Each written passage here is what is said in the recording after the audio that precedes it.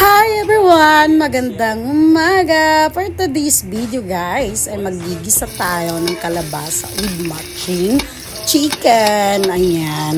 Una ko dyan is ginisa ko nga pala yung luya kasi nasasarapan mo talaga ako kapag may luya. Ayan, sinunod ko na rin po yung sibuyas. Pangpasarap. Dagdag sarap yan siya guys. Tapos, sinunod ko na rin niya yung bawang kasi hindi naman nawawala sa lahat ng gisa yung bawang. Ayan. Tapos ako kasi guys, iba ako. Kapag nilalagyan ko ng mga cubes-cubes yung niluto ko, ay sasabay ko na rin yan sa mga sangkap na ginisa ko.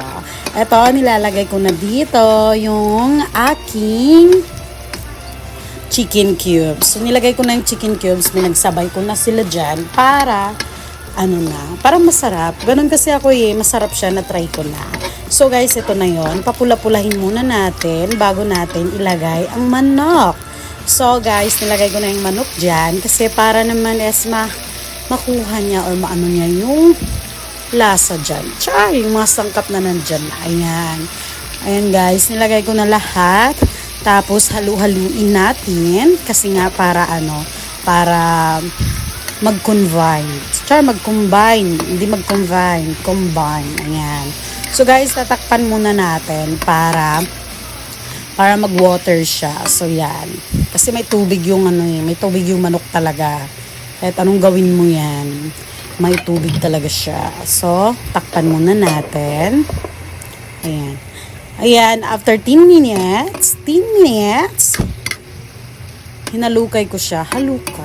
Ayan. Kinaraw ko siya guys para naman hindi dumikit-dikit. Ayan. Ayan yung aking luto. Lutong manok yan. Char, lalagyan ko yan ng kalabasa mamaya. So ayan, tatakpan ulit natin. After 20 minutes, binuksan ko na naman ulit. Hindi, 10 minutes lang din. So ayan na yung nangyari. Nagano na siya, nagpula-pula na yung chicken. Ayan.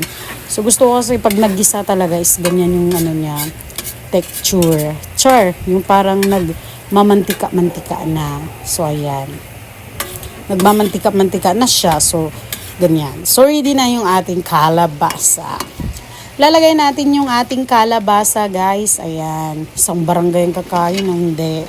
Kasi liliit lang din yan. Kaunti lang yan. Pero liliit lang din yan. Favorite yan ng anak ko, yung kalabasa. Char!